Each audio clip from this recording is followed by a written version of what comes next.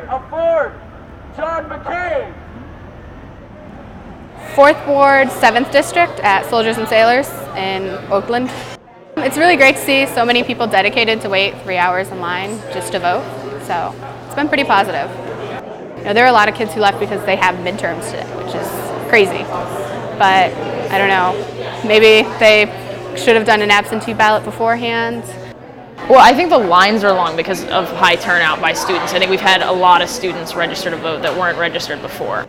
I think one of the issues now that I think has been an issue throughout the day is the splitting up of the lines from the first half of the alphabet to the second half of the alphabet.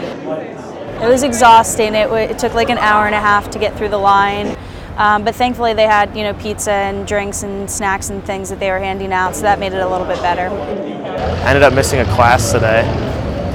I came at 2:45 and my class was at 4, thinking that'd be enough time, and I got out of there at 5:15. So, I mean, it was a long day, but I think in the end it was worth it.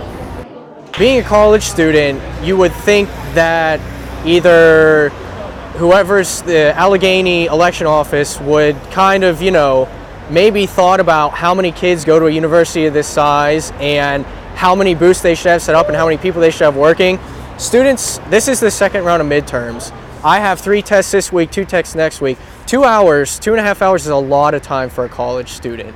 I would have loved to have cast my ballot and support John McCain, but I have so many tests this week and so much work to do that 2 hours is just too much time to be waiting in line. I think the election staff here is understaffed. There should be more poll workers at this location.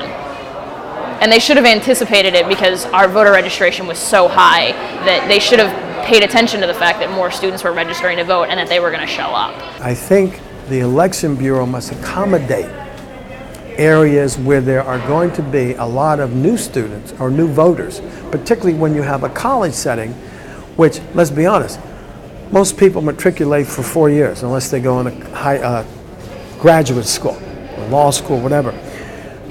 Therefore, every 4 years you're going to have a turnover.